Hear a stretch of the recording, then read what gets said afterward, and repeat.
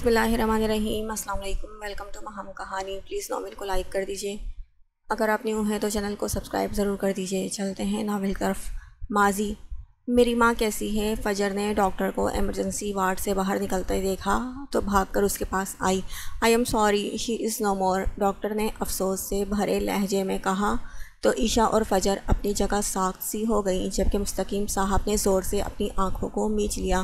نہیں نہیں، ایسا نہیں ہو سکتا، آپ دوبارہ چیک کریں، وہ بالکل ٹھیک ہوں گی۔ فجر اپنا سر نفی میں ہلاتی تڑپ کے بولی، اللہ آپ کو صبر دے۔ ڈاکٹر اس کو حوصلہ دیتی چلی گئی۔ فجر، عشاء روتی ہوئی فجر کے گلے لگی۔ عشاء، رو کیوں رہی ہو؟ ہماری ماں بالکل ٹھیک ہے، وہ بس مذاق کر رہی ہیں تاکہ یمان آ جائے، جیسے بچپن میں کرتی تھی۔ یمان کہیں چلا جاتا تھا تو فجر اپنے ساتھ لگی عشاء کے بال سہلا کر بولی، میں جاتی ہوں ان کے پاس۔ عشاء روتی آنسو صاف کر دی ایمرجنسی وارڈ کی جانب بھاگی۔ فجر اس کے پیچھے جانے والی تھی جب ارسم نے اس کا ہاتھ پکڑ کر روک لیا۔ ارسم، امی ہمارا انتظار کر رہی ہیں۔ فجر نے اپنا ہاتھ آزاد کروانا چاہا۔ فجر، حقیقت کو تسلیم کرو۔ ارسم اس کو اپنے ساتھ لگاتا تسلی آمیز لہجے میں بولا تو اس کا سہارا پا کر فجر پھوٹ پھوٹ کر رو پڑی، اتنا کہ ارسم کو سنبھالنا مشکل ہو گیا۔ اپنے کمرے میں جاؤ۔ حویلی پہنچ کر شہباز شاہ نے آروش سے کہا تو وہ بنا کوئی بات کیے خاموشی سے اپنے کمرے کے راستے چلی گئی۔ اس کے جانے کا یقین کرتے شہباز شاہ نے اپنے قدم مہتاب بیگم کے کمرے کی جانب کیے۔ السلام علیکم اماں سائیں۔ شہباز شاہ نے ادب سے سلام کیا۔ میرے منع کرنے کے باوجود تم اس بدذات کو لے آئے؟ مہتاب بیگم نے نفرت سے آروش کا ذکر کیا۔ اماں سائیں پلیز، آروش میری بیٹی، میرے جگر کا ٹکڑا ہے، اس کے خلاف میں ایک لفظ نہیں سنوں گا۔ شہباز شاہ نے حد درجہ سنجیدگی سے کہا، تم اپنی بیٹی کی وجہ سے ماں سے بد اخلاقی کر رہے ہو۔ مہتاب بیگم نے نخوت بھرے لہجے میں کہا، گستاخی معاف اماں سائیں، پر وہ میری بیٹی ہے اور بے قصور ہے، اس لیے کوئی بھی اس پر الزام نہ ٹھہرائے۔ شہباز شاہ نے کہا، ہم نے تو دلدار شاہ سے بھی کہا تھا اس لڑکے کو بعد میں پہلے آروش کا گلا دبا کر مار دینا تھا۔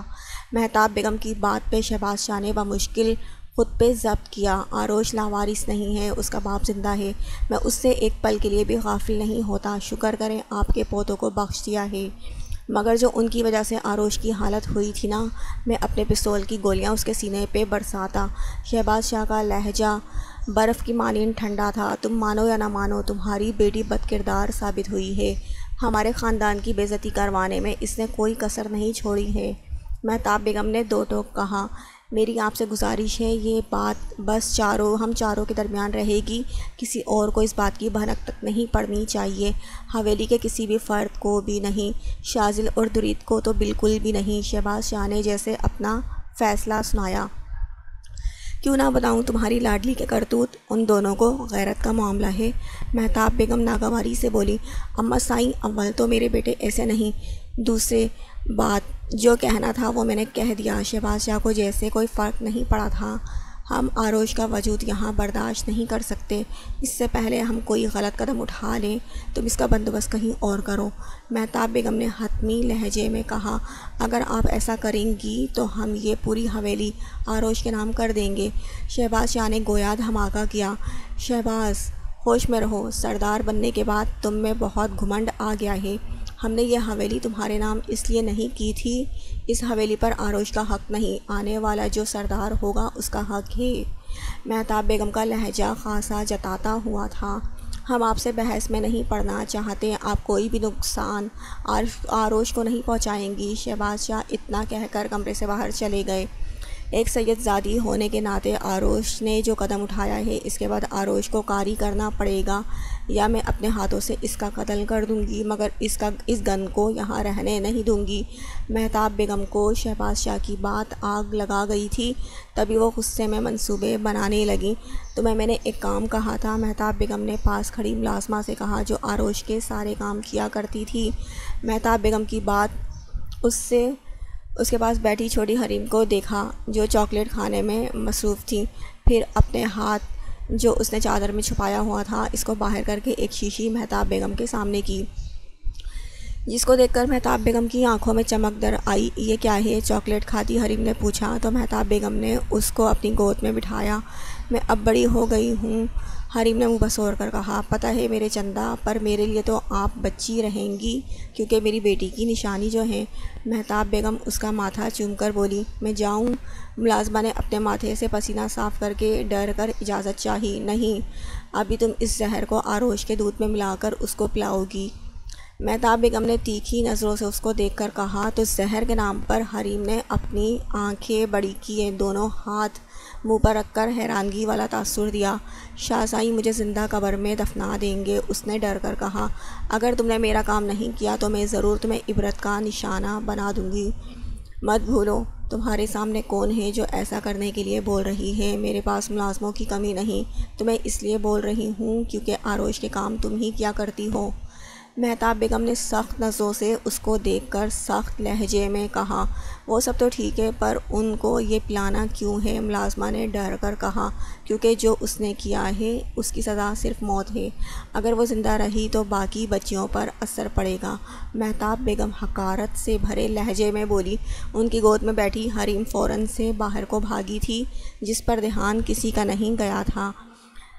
آپ ان کی شادی کروا دیں، اگر آروش بی بی کو کچھ ہوا تو شاہ سائیں کے قہر سے ہمیں کون بچائے گا؟ ملازمہ کو بس اپنی پڑی تھی، جاتی ہو یا تمہارا کام ابھی تمام کروں؟ مہتاب بیگم نے اپنے پیچھے رکھی بندوق کو ہاتھ میں لیے کہا تو وہ تیر کی تیزی سے وہاں سے رفو چکر ہو گئی۔ کیا کام ہے؟ شہباز شاہ نے ملازمہ کو آروش کے کمرے میں آتا دیکھا تو پوچھا۔ وہ جو پہلے سے خوفزدہ تھی، آروش کے بالکل پاس شہباز شاہ کو دیکھ کر اس کی روح فنا ہو گئی تھی۔ اس کا وجود تھر تھر کانپنے لگا تھا، جو شہباز شاہ نے بغور نوٹ کیا تھا، پر ان کے بازو پر سر رکھے آروش ہر بات سے انجان تھی۔ آروش بی بی کے لیے وہ دودھ لائے ہیں، اس نے ڈر کر اپنے آنے کا مقصد بتایا۔ آروش دودھ پینا ہے؟ شہباز شاہ ایک نظر اس پر ڈال کر نرمی سے آروش سے پوچھنے لگے۔ نہیں بابا سائیں، آروش نے انکار کیا، آپ کو پینا چاہیے، آپ کی صحت کے لیے اچھا ہے۔ اور شاہ سائیں آپ یہاں ہیں، آپ کو بڑی بیگم صاحبہ یاد کر رہی تھی۔ ملازمہ نے جلدی سے کہا، آروش کو یہ نہیں پینا، اسی لیے یہ تم پیو۔ شہباز شاہ نے اس کی بات نظر انداز کرتے ہوئے بولے، وہ ہاں ہم کیسے پی سکتے ہیں؟ وہ ہکلا کر بولی، جیسے پیا جاتا ہے یہی پیو ہمارے سامنے۔ شہباز شاہ نے اپنی بات پر زور دیتے ہوئے کہا، ہم نہیں پی سکتے۔ ملازمہ نے انکار کیا تھا۔ کیوں؟ شہباز شاہ کڑی نظروں سے اس کو دیکھ کر پوچھنے لگے۔ یہ ہم آروش بی بی کے لیے لائے ہیں اور ان کو ہی پلائیں گے۔ وہ اپنی حالت پہ قابو پا کر بولی، جو میں نے کہا ہے وہ کرو۔ شہباز شاہ نے وان کرتی نظروں سے اس کو گھورا۔ تم بیٹھو یہیں۔ شہباز شاہ اس کو بیٹھنے کا اشارہ کرتے خود کھڑے ہوئے۔ شاہ سائیں خاموشی سے پیو، پورا گلاس خالی کرو۔ شہباز شاہ نے اس کی بات بیچ میں کاٹ کر کہا تو وہ اپنا سر نفی میں ہلا کر باہر جانے لگی، مگر عین دروازے کے پاس دو ملازم کھڑے تھے جنہوں نے اس کو پکڑ کر وہ دودھ اس کو زبردستی پلایا۔ بابا سائیں، آروش حیرت سے اپنی جگہ کھڑی ہوئی، زہر پلانا چاہتی تھی یہ تمہیں؟ شہباز شاہ اس کو اپنے حصار میں لے کر کہا تو آروش کی آنکھیں حیرت سے پھیل گئیں۔ اس نے بے یقین نظروں سے اس ملازمہ کو دیکھا جس کے منہ سے جھاگ نکل رہا تھا۔ 1 سال بعد دوسری تیسری دفعہ بارات نہیں آئی، لگتا ہے اس کی قسمت میں شادی کرنا لکھا ہی نہیں۔ آروش خاموش دلہن کے جوڑے میں ملبوس بیڈ پہ بیٹھی عورتوں کی باتیں سن رہی تھی۔ آج اس کی شادی تھی، مگر جس کے ساتھ تھی اس کا روڈ ایکسیڈنٹ ہو چکا تھا، جس سے وہ اپنی جان کی بازی ہار چکا تھا۔ اس سے پہلے وہ دلہن بنی تھی، پہلی بار میں لڑکے والوں کی طرف سے جانے کی اس بات پہ انکار ہوا، اور پھر دوسری دفعہ میں لڑکا معذور ہو گیا، جس وجہ سے شادی نہیں ہو پائی۔ اس نے اپنے لیے فیصلہ لینا چھوڑ دیا تھا، سب کچھ شہباز شاہ اور کلثوم بیگم کے حوالے کر دیا تھا، اور وہ جو اس کے لیے فیصلہ لیتے وہ اپنا سر جھکا دیتی۔ یمان کی موت، پھر فجر کی بد دعا سے وہ نہیں سنبھلی تھی کہ اپنی دادی کے حقارت بھرے الفاظ، اس کو مارنے کے منصوبے جان کر وہ اندر سے ٹوٹ گئی تھی۔ آج اس کی موت کو 5 ماہ گزر چکے تھے۔ ان کی موت پلین کریش ہونے کی وجہ سے ہوئی تھی جب وہ حج کرنے جا رہی تھی، مگر شاید ان کی قسمت میں حج کرنا نہیں تھا۔ آروش سے جب ان عورتوں کی باتیں برداشت نہ ہوئی تو بیڈ سے اٹھ کھڑی ہوئی۔ ارے کہاں جا رہی ہو؟ حویلی پوری مہمانوں سے بھری پڑی ہے، ایسے میں تم جاؤ گی تو وہ باتیں بنائیں گی۔ فاریہ بیگم جو خود افسردہ تھی آروش کو بیڈ سے اٹھتا پایا تو فکر مندی سے گویا ہوئی، پر آروش بنا کوئی جواب دیے کمرے سے نکل کر بھاگ کر شہباز شاہ کے کمرے میں آئی۔ شازل جو شہباز شاہ کے کمرے میں تھا آروش کو عروسی جوڑے میں ایسے آتا دیکھا تو اسے اپنے سینے میں ٹیس ایسی اٹھتی محسوس ہوئی۔ جبکہ کسی کو کال کرنے میں مصروف شہباز شاہ نے اپنی بیٹی کی حالت دیکھی تو ہونٹ سختی سے بھینچ لیے۔ لالا ہمیں بابا سائی سے بات کرنی ہے، آروش شہباز شاہ کو دیکھ کر شازل سے بولی تو شازل خاموشی سے کمرے سے باہر چلا گیا۔ آروش بس بابا سائی، شہباز شاہ نے کچھ کہنا چاہا مگر آروش نے ہاتھ کے اشارے سے کچھ کہنے سے روک دیا تھا۔ اور کتنا بابا سائی، اور کتنا؟ میں لوگوں کے آگے یوں رسوا اور ذلیل ہوں گی؟ مجھے نہیں کرنی کوئی شادی، میں ہوں جو بددعاؤں کے زیر اثر ہوں۔ آپ کو کیا لگتا ہے ایک ایسی لڑکی کا گھر بس سکتا ہے جو جانے کتنوں کی زندگی برباد کر چکی ہے؟ آروش اپنے آنسو بے دردی سے صاف کیے بولی، ایسی بات نہیں میرے بچے۔ شہباز شاہ نے اس کو سمجھانا چاہا، ایسا ہی ہے، میں ایک بد کردار لڑکی ہوں جس نے پہلے ایک لڑکے کو اپنے پیچھے لگایا، پھر جب دل نہیں لگا تو اس کو قتل کروا دیا۔ آروش اپنے چہرے پر زور سے تھپڑ مارتی ہذیانی انداز میں چیخی، آروش آروش۔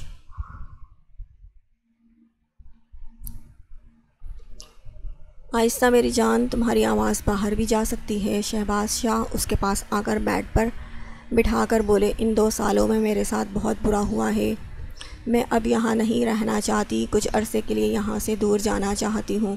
آروش نے سپاٹ انداز میں کہا، جیسا تم کہو گی ویسا ہی ہوگا، بس تم خود کو تکلیف مت دو۔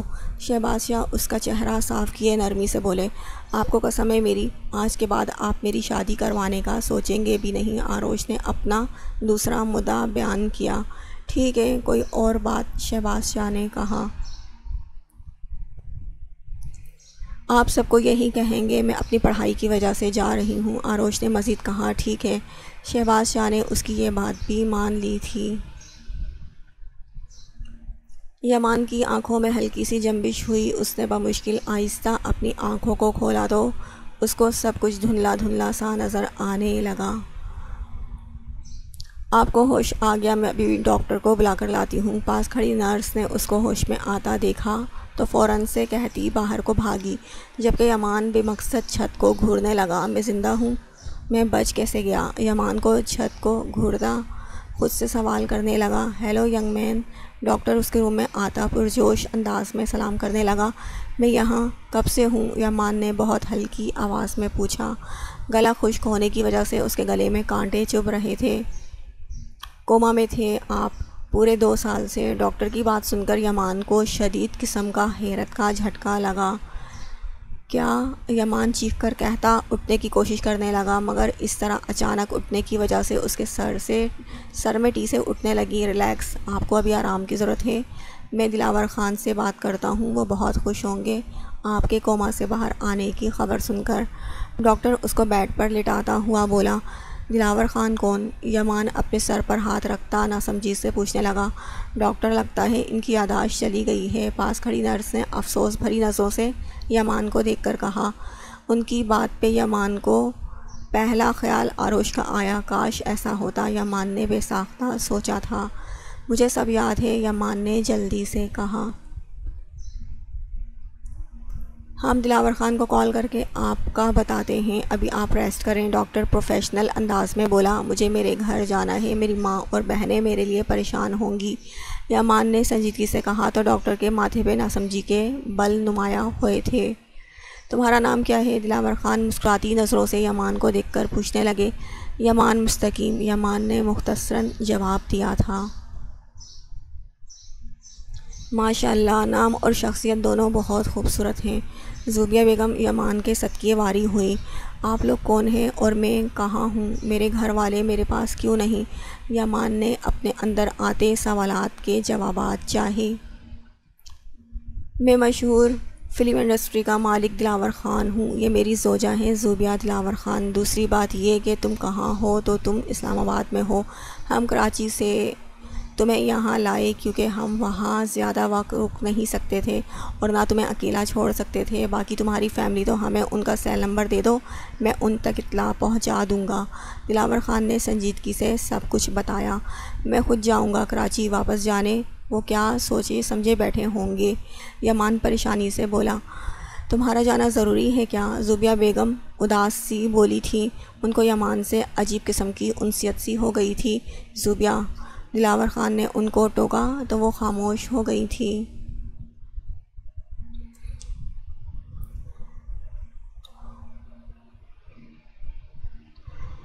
میرا گھر ہے وہاں، میرا جانا تو ضروری ہے نا، یمان نے کہا۔ جب تم مکمل ٹھیک ہو جاؤ گے تو میں خود تمہیں تمہارے گھر چھوڑ آؤں گا۔ دلاور خان کے من میں سوالات تو بہت تھے مگر اپنے اندر دباتے بس یہی بولے، یہ ہے میرا چھوٹا سا گھر، امید ہے تمہیں پسند آیا ہوگا۔ شاذل آروش کو اپنے چھوٹے سے فلیٹ لاتا شرارت سے بولا تھا، سوری لالا، ہمیں پتہ ہے آپ کو یہاں سے امریکہ جانا تھا، آپ کی پڑھائی کا خرچ ہو رہا ہے، میں نے تو بابا سائی سے اکیلے رہنے کا کہا تھا، خواہ آپ کو بھی اب پریشانی ہوگی۔ آرو شرمندگی سے بولی، آرو تم شرمندہ مت ہو، تمہیں یاد ہو تو میں بتا دوں میں چھٹیوں پہ ہوں، مطلب 2 ماہ یہاں تمہارے پاس رہوں گا، اس کے بعد تم کسی اور کو ہائر کرنا۔ ویسے بھی لالا کی سخت وارننگ تھی کہ تم 2 ماہ گاؤں کے باہر قدم بھی نہیں رکھو گے، اس نے مجھے بڑا پریشان کیا تھا مگر تمہاری وجہ سے میرا بھی بھلا ہو گیا۔ شاذل نے مسکرا کر کہا، جزاک اللہ خیر، پر اماں سائیں آپ کو بہت یاد کرتی ہیں، اسی لیے اپنا وقت آپ سے جتنا ہو سکے حویلی میں گزارا کریں۔ آروش نے اتنا کہا، جب میں چھوٹا تھا اور مجھے بورڈنگ اسکول بھیج دیا گیا تھا، یقین جانو مجھے بھی وہ بہت یاد آیا کرتی تھی، میرا دل نہیں لگتا تھا، راتوں کو نیند بھی نہیں آتی تھی، پھر مجھے عادت سی ہو گئی، اسی لیے اب حویلی میں اگر کوئی پیار سے بات کر بھی لے تو مجھے ایسا لگتا ہے جیسے وہ چاپلوسی کر رہا ہو یا خوش آمدید۔ شاذل ہلکی مسکراہٹ سے بولا، تو کیا آپ بدلہ لے رہے ہیں ان سے؟ آروش نے پوچھا۔ ارے نہیں، میں کیوں بدلہ لینے لگا، میں تو جسٹ ایسے بتا رہا تھا تمہیں۔ خیر تم فریش ہو جاؤ، تب تک میں تمہارے لیے جو کھانے کا پکاتا ہوں، میں کچھ نہ کچھ کھانے کا پکاتا ہوں، شاذل نے ریلیکس انداز میں کہا۔ آپ پکائیں گے؟ آروش کو تعجب ہوا۔ ہاں، کیوں، کیا تم نے مجھے کبھی اچھی طرح، کیا تم نے مجھے پھوہڑ سمجھا ہوا ہے؟ شاذل نے مصنوعی روب سے پوچھا۔ نہیں، مطلب آپ کوکنگ کیسے؟ آروش کو سمجھ نہیں آیا کیا کہے۔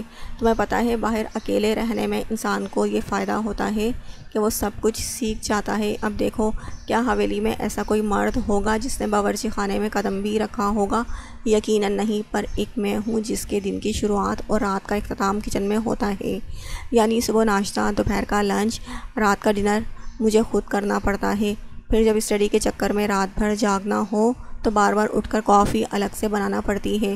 شاذل نے مظلومیت سے کہا، آپ کتنے باتونی ہو گئے ہیں۔ آروش نے شاذل کو بنا سانس لیے بس بولتا دیکھا تو کہا، ہاں کیونکہ میرے 3 سے 4 دوست ہیں وہاں، اور مزے کی بات بتاؤں، وہ سب ایک سے بڑھ کر ایک باتونی قسم کے ہیں، تو بس مجھ پہ ان کی صحبت کا اثر پڑ گیا ہے۔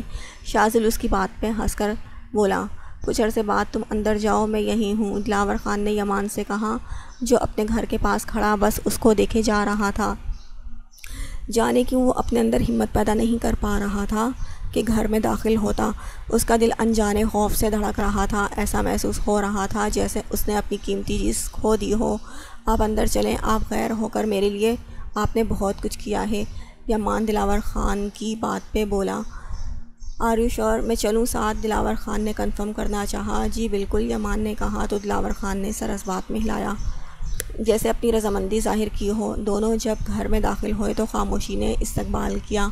یمان نے پورے ہال میں نظر دوڑائی، نیچے بچھے قالین کو دیکھا جس پر بیٹھ کے فائزہ بیگم کپڑے سلائی کیا کرتی تھی۔ آج وہ جگہ پوری خالی تھی، فائزہ بیگم نہیں تھی اور نہ ان کے کپڑے سلنے والی مشین، لگتا ہے گھر خالی ہے۔ دلاور خان نے اندازہ لگایا، میں امی کے کمرے میں جاتا ہوں۔ یمان اپنے ڈر کو قابو پاتا فائزہ اور مستقیم صاحب کے مشترکہ کمرے کی طرف بھاگا تو چونک پڑا، کیونکہ مستقیم صاحب نڈھال حالت میں بیڈ پہ پڑے ہوئے تھے اور پاس عائشہ ہاتھ میں سوپ کا باؤل پکڑے مسلسل ان سے کچھ کہہ رہی تھی۔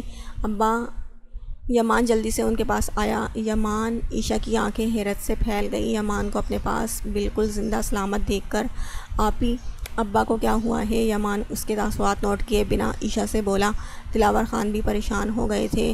جج جاؤ یہاں سے مستقیم صاحب نے یمان کو دیکھا تو منہ موڑ کے بولے تو یمان کو تکلیف ہوئی۔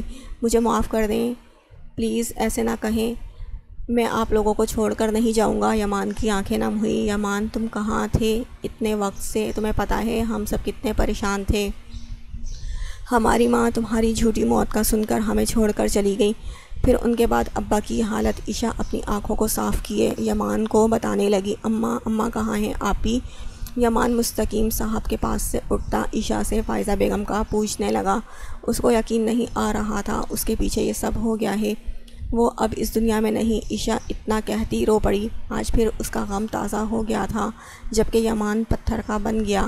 یہ خبر سن کر اس کو آج اپنا آپ بدنصیب لوگوں میں سے لگا جس نے آخری وقت پہ اپنی ماں کا چہرہ بھی نہیں دیکھا تھا۔ آپ جھوٹ بول رہی ہیں نا؟ یمان عائشہ کو کندھوں سے پکڑتا امید بھری نظروں سے دیکھنے لگا۔ نہیں۔ عائشہ اس کے سینے پر سر ٹکاتی بس اتنا بولی، میرا اب کوئی بیٹا نہیں، میں بس 2 بیٹیوں کا باپ ہوں۔ تم یہاں سے چلے جاؤ اور دوبارہ اپنی شکل مت دکھانا۔ مستقیم صاحب نے اٹک اٹک کر اپنے الفاظ کہے۔ آپ اپنے بیٹے سے ایسے بات کیسے کر رہے ہیں؟ آپ کو تو شکر گزار ہونا چاہیے، اللہ نے آپ کے بیٹے کو آپ کو بیٹے جیسی نعمت سے نوازا ہے، اس پہ بجائے آپ شکر گزار ہونے کے اس سے ایسی بات کر رہے ہیں۔ ناراضگی اپنی جگہ مگر یوں بیٹے سے منہ موڑنا اچھی بات نہیں۔ دلاور خان نے پہلی مرتبہ باتوں میں حصہ لیا۔ ابا یمان کہاں جائے گا؟ عائشہ نے یمان کا ہاتھ زور سے پکڑ کر کہا۔ جہاں 2 سال پہلے تھا۔ مستقیم صاحب کے جواب پہ یمان کا دل کٹ کر رہ گیا۔ اگر میرے اتنے کہنے کے باوجود بھی آپ اپنی بات پہ قائم ہیں تو ٹھیک ہے یمان، میں تمہارا گاڑی میں باہر انتظار کر رہا ہوں۔ دلاور خان افسوس بھرے لہجے میں مستقیم صاحب سے بول کر یمان کو بولے جو خالی نظروں سے اپنے باپ کا ایسا بے رحمی والا سلوک دیکھ رہا تھا۔ یمان اب کہیں نہیں جائے گا۔ عائشہ نے نفی میں سر کو جنبش دے کر کہا۔ ابا، یمان نے مستقیم صاحب کا ہاتھ پکڑ کر کچھ کہنا چاہا مگر مستقیم صاحب نے اپنا ہاتھ جھٹک دیا۔ تم اپنے کمرے میں جاؤ، ابا ابھی ناراض ہیں۔ عائشہ یمان کے کندھے پر ہاتھ رکھ کر دلاسا دینے لگی، اگر یہ یہاں رہا تو میرا مرا ہوا منہ دیکھو گی۔ مستقیم صاحب کو اپنی بات پہ وضاحت دیکھ کر یمان اپنے آنسو پیتا کمرے سے باہر پھر گھر سے باہر نکلتا چلا گیا۔ یمان رکو، میری بات سنو پلیز، اب کہیں مت جاؤ، ابا ناراض ہیں، کچھ وقت تک مان جائیں گے۔ عائشہ باہر کی جانب آتی یمان کو روک کر بولی، میرے لیے یہاں رکنا اتنا ضروری نہیں جتنا ابا کی زندگی ضروری ہے۔ میں نے ماں تو کھو دی ہے اپنی وجہ سے مگر باپ کو نہیں کھو سکتا۔ یمان کی بات پہ عائشہ جیسے کچھ کہنے کے قابل نہ رہی۔ میں آپ سب سے بہت پیار کرتا ہوں، میری وجہ سے آپ سب نے بہت تکلیف دیکھی ہے مگر اب دوبارہ میری وجہ سے ایسا کچھ نہیں ہوگا۔ یمان نے شرمندگی سے سر جھکا کر کہا، ایسی بات نہیں ہے یمان۔ عائشہ نے اپنا چہرہ اس کا چہرہ ہاتھوں کے پیالے میں بھرا۔ مجھے ابھی جانے دیں آپی، میں نہیں چاہتا میری یہاں موجودگی سے ابا مزید مجھ سے خفا ہوں۔ یمان نے اس کے ہاتھوں پہ اپنے ہاتھ رکھے۔ فجر کو آنے دو، وہ تمہیں دیکھے گی تو خوش ہو جائے گی، تمہیں پتہ ہے وہ امید سے ہے جلد تمہارا بھانجا اس دنیا میں آئے گا۔ عائشہ نے ایک اور کوشش کی، آپی مجھے کمزور مت کریں۔ یمان اپنے قدم پیچھے کرتا گاڑی میں بیٹھ گیا تو دلاور خان نے ڈرائیور کو گاڑی چلانے کا اشارہ دیا۔ پیچھے عائشہ گاڑی کو دور جاتا دیکھنے لگی۔ آپ نے ایسا کیوں کیا؟ عائشہ اندر کمرے میں آ کر مستقیم صاحب سے جواب طلب ہوئی۔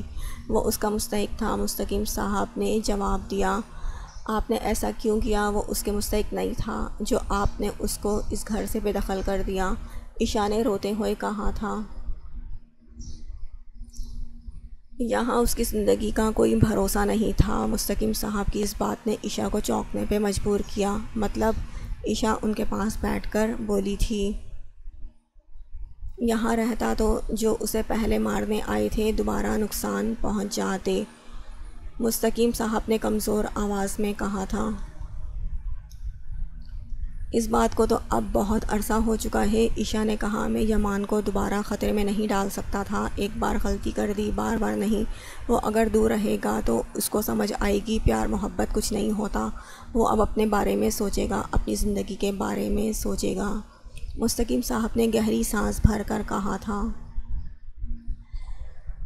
آپ ایک دفعہ اس کو اپنے سینے سے تو لگا لیتے، آپ کے رویے کی وجہ سے وہ اپنی ماں کے لیے رو بھی نہیں پایا۔ آپ کو پتہ ہے وہ کیا محسوس کر رہا ہوگا۔ اس نے اپنی ماں کا آخری دیدار نہیں کیا، اپنی ماں کے جنازے کو کندھا تک نہیں دیا۔ ایسے میں آپ کی باتوں نے اس کو بہت توڑا ہوگا۔ ابا ہمارا بھائی ان چیزوں کا مستحق نہیں، وہ ابھی اتنا بڑا نہیں ہوا جو اس کو اتنی تکلیفیں اٹھانی پڑ رہی ہیں۔ عائشہ نے تکلیف بھرے لہجے میں اس کی نظروں کے سامنے بار بار یمان کا سہما ہوا چہرہ آ رہا تھا۔ میں اگر اس کو سینے سے لگاتا یا شفقت سے پیش آتا تو وہ کیا یہاں سے جاتا؟ بالکل نہیں جاتا۔ میرے رویے نے اس کو جانے پہ مجبور کر دیا۔ رہی بات تکلیفوں کی، تو تکلیف انسان کے حالات یا عمر دیکھ کر نہیں آتی۔ تم دیکھنا اب ہمارا یمان بدل جائے گا، جو اس نے اپنے لیے سوچا تھا اس کو پورا کرے گا۔ مستقیم صاحب اپنے عمل پہ مطمئن تھے۔ ہماری سپورٹ کے بغیر؟ عائشہ نے سوالیہ نظروں سے اس کو دیکھا۔ ہاں، ہماری سپورٹ کے بغیر، مستقیم صاحب ہلکا سا مسکرائے۔ اچھا ہوا جو تم واپس آ گئے، اب یہ تمہارا ہی گھر ہے، زوبیہ بیگم نے محبت سے یمان کا چہرہ تکتے ہوئے کہا۔ کیا آپ دونوں اکیلے رہتے ہیں یہاں؟ یمان نے ان دونوں کے علاوہ گھر میں کسی کو نہیں پایا تو پوچھا۔ ہاں، میرا کوئی بیٹا نہیں، 5 بیٹیاں ہیں جن کی شادی ہو گئی ہے، تو اپنے اپنے شوہروں کے ساتھ اپنے گھروں میں ہیں، دلاور خان نے مسکرا کر بتایا۔ سب بیٹیوں کی شادی ہو گئی؟ کہیں یمان کو جانے کیوں حیرت ہوئی۔ 4 بیٹیوں کی شادی ہو گئی، 2 جڑواں تھیں ان کی ساتھ میں ہو گئی تھی، تیسری کی بھی ہو گئی، جبکہ جو چوتھی بیٹھی تھی زرنور، اس کی شادی کو ابھی 1 سال ہوا ہے۔ دلاور خان سے پہلے زوبیہ بیگم بول پڑی۔ ان کی 4 بیٹیوں کے ذکر پہ یمان کا دل چاہا 5ویں بیٹی کا پوچھیں کہ وہ کہاں ہے، مگر خاموش رہا۔ میں تمہیں تمہارا کمرہ دکھاتا ہوں۔ دلاور خان ایک نظر زوبیہ بیگم پہ ڈال کر بولے۔ مجھے یہاں رہنا ٹھیک نہیں لگ رہا۔ یمان کشمکش میں مبتلا ان سے بولا۔ وہ یہاں آ تو گیا تھا مگر اب اس کو پچھتاوا سا ہو رہا تھا۔ یمان، تم مجھے اپنی ماں اور خان کو اپنا باپ ہی سمجھو، اس لیے اتنا فارمل مت ہو۔ یہاں تم ہمیشہ کے لیے رہ سکتے ہو ہمارا بیٹا بن کر، زوبیہ بیگم محبت سے بولی۔ میں یہاں کیسے رہ سکتا ہوں؟ یمان نے کہا۔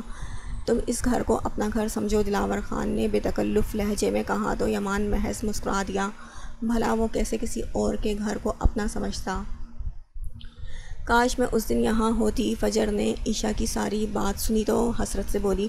یمان ٹھیک ہے، صحیح سلامت ہے، ہمارے لیے یہی بڑی بات ہے، اور تم اب پریشان مت ہو، تمہارے بچے کے لیے اچھا نہیں۔ عائشہ نے پرسکون لہجے میں اس کا بھرا بھرا وجود دیکھ کر کہا۔ تم نے پوچھا نہیں وہ کہاں تھا اتنے وقت سے؟ فجر نے کہا۔ ان باتوں کا موقع ہی نہیں ملا۔ تم یہ بتاؤ ارسم جیل سے کب نکل رہا ہے؟ عائشہ نے گہری سانس بھر کر پوچھا۔ پتہ نہیں، میں خود بہت پریشان ہوں، میری ڈیلیوری کے دن بہت قریب آ رہے ہیں اور ارسم کا رہائی کا کچھ پتہ نہیں۔ فجر فکر مندی سے بولی۔ ارسم اتنا بے وقوف تو نہیں جو اس نے ایک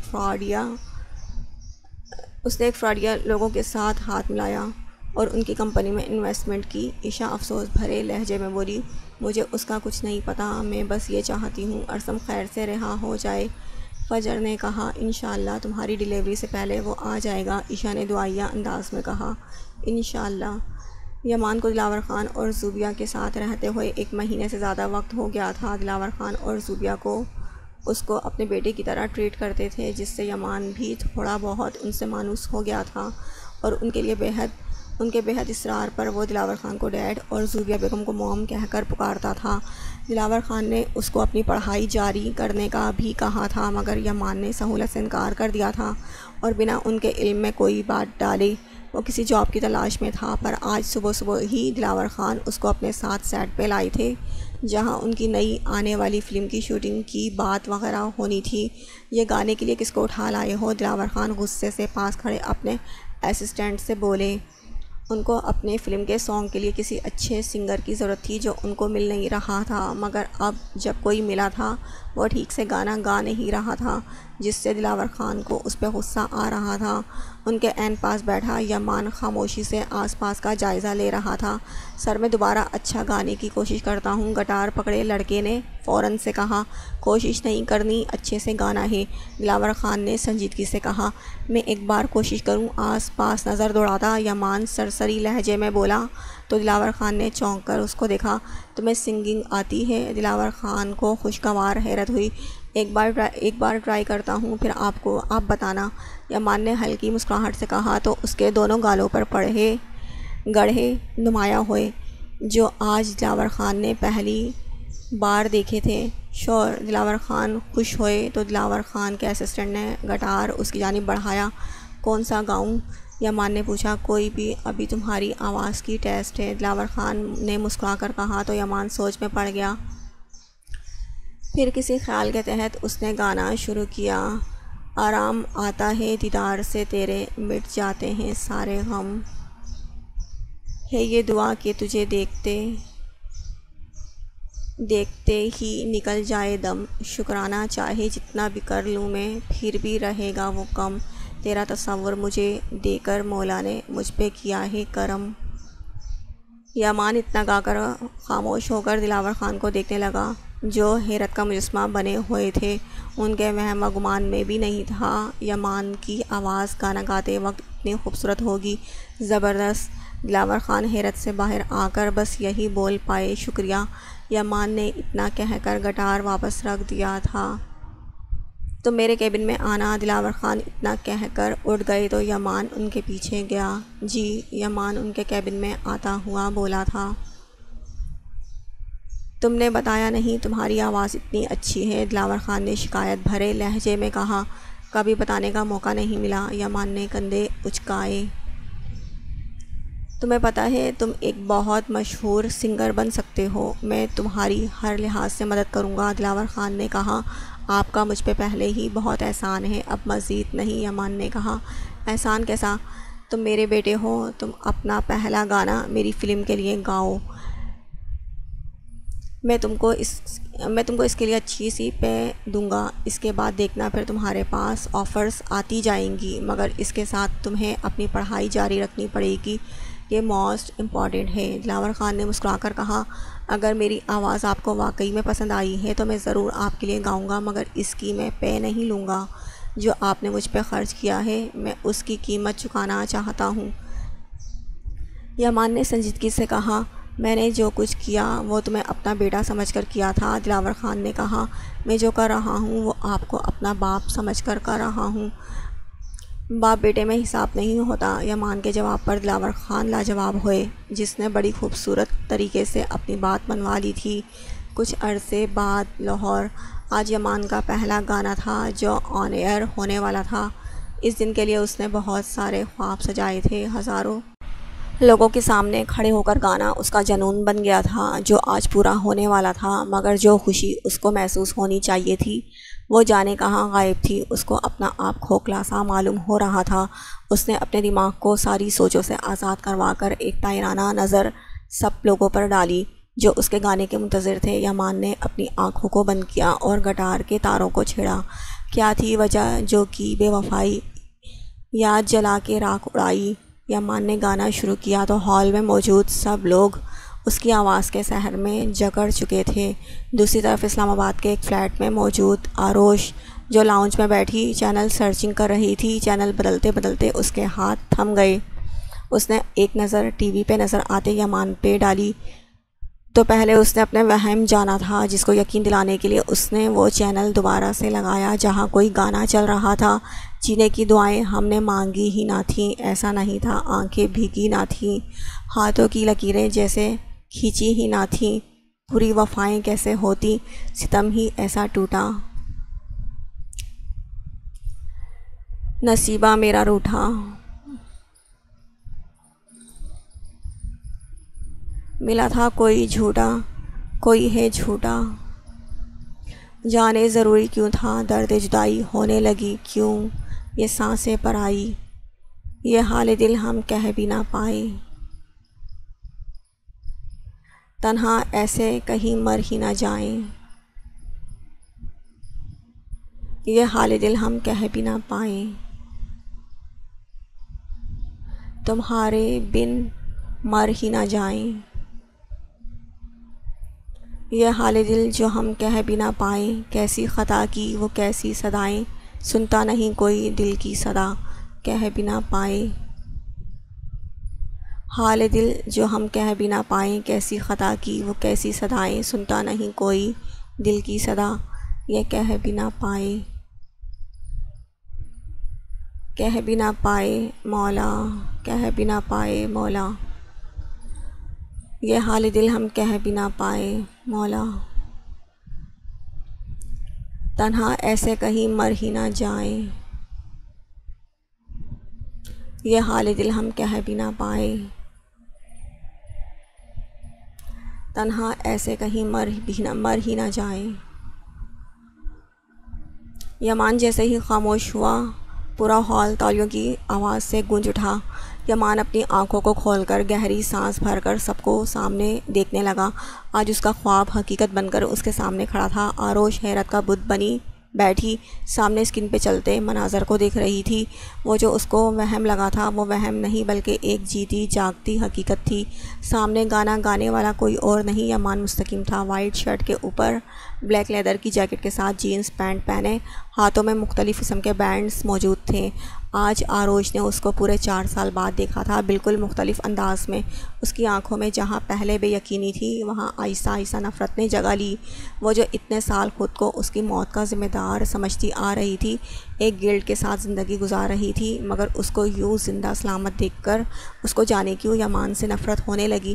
اپنے اندر ایک لاوا پھٹتا ہوا محسوس ہوا۔ اس کو یمان کا یوں اپنی زندگی میں آگے بڑھنا، یوں مکمل دیکھنا عجیب سے احساس سے دوچار کر رہا تھا جس کو وہ کوئی نام نہیں دے پا رہی تھی۔ پھر اچانک جانے اس کو کیا ہوا، وہ اٹھی اور پاس پڑا گلدان اٹھا کر ٹی وی کی جانب پھینکا، جس سے چھناک کی آواز کے ساتھ ٹی وی کی اسکرین چکنا چور ہو گئی، مگر اس کو پھر بھی سکون نہیں مل رہا تھا۔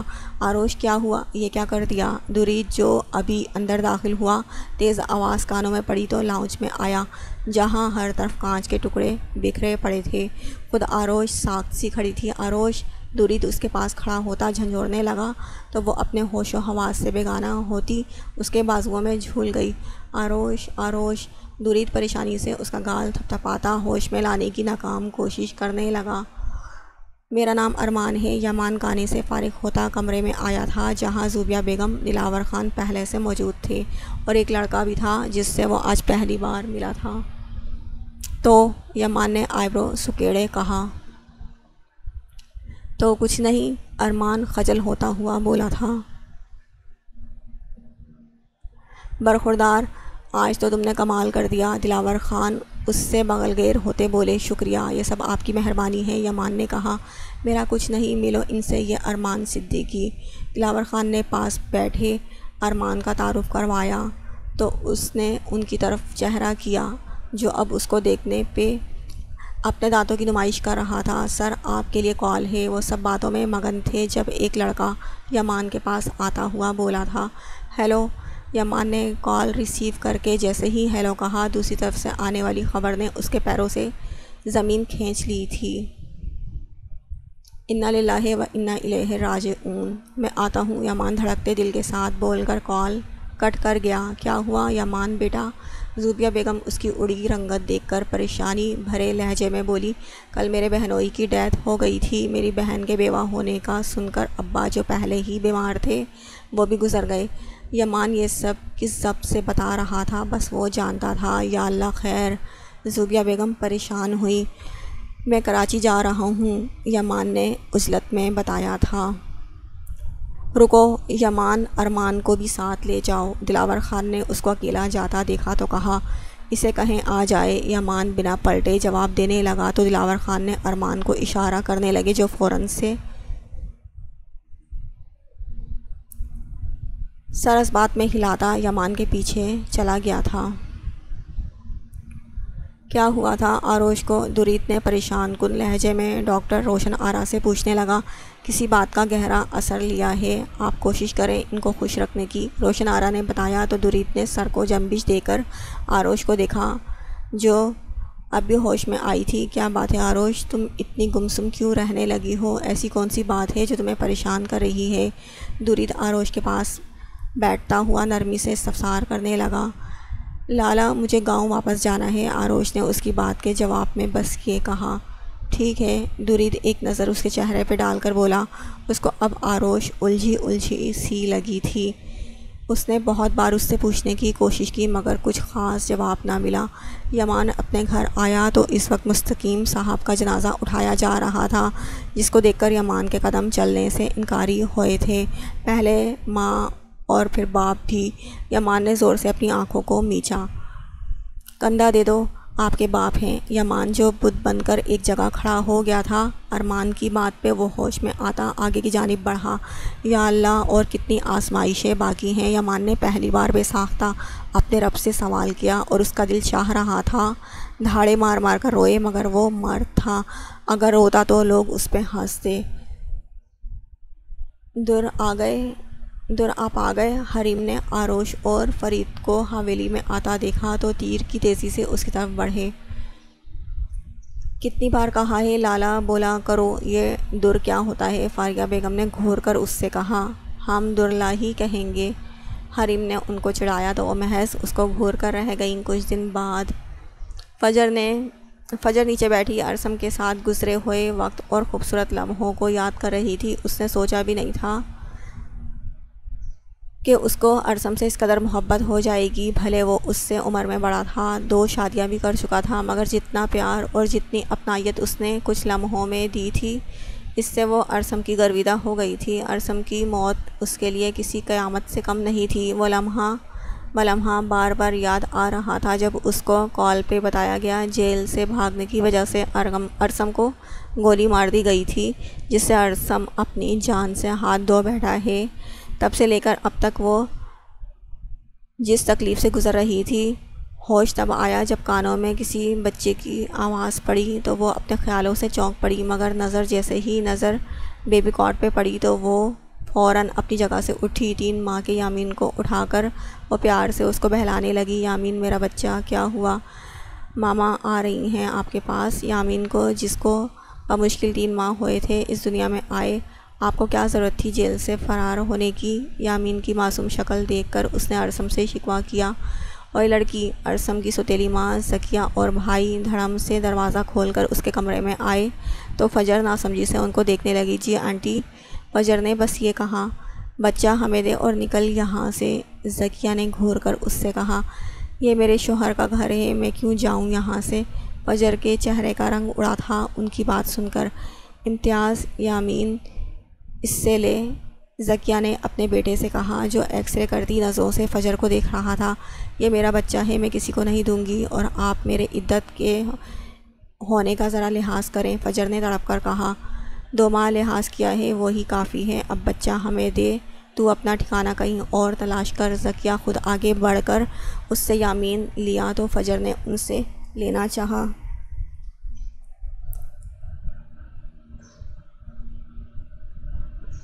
پر وہ باہر کی طرف بڑھی۔ دیکھیں میں چلی جاؤں گی، پر مجھے میرا بیٹا دیں۔ فجر ان کے پیچھے بھاگ کر آتی ڈری ہوئی آواز میں بولی، ایک یامین ہی تو تھا اس کا، اگر وہ بھی اس سے لے لیا جاتا تو اس کا کیا ہوتا؟ یہ ہم اپنے پاس رکھ لیتے ہیں، پر تجھے نہیں رکھ سکتے۔ زکیہ آرام سے صوفے پر بیٹھ کر بولی۔ امتیاز، تم آنٹی سے کہو نا وہ یامین مجھے دے دیں۔ فجر نے روتے ہوئے امتیاز سے کہا، چھوڑیں، ہم آپس میں شادی کر کے دوسرا یامین پیدا کر لیں گے۔ امتیاز خباثت سے اس کا ہاتھ پکڑ کر بولا تو اس کی گھٹیا بات پر فجر نے ایک سناٹے دار تھپڑ اس کے منہ پہ مارا۔ پاگل ہو گئی ہے کیا؟ زکیہ نے غصے سے اس کو دیکھ کر کہا، جو نفرت سے امتیاز کا چہرہ دیکھ رہی تھی۔ تیری تو؟ امتیاز اس کے بالوں کو مٹھیوں میں جکڑتا تھپڑ مارنے والا تھا جب کسی نے اس کا ہاتھ ہوا میں ہی معلق رہنے دیا۔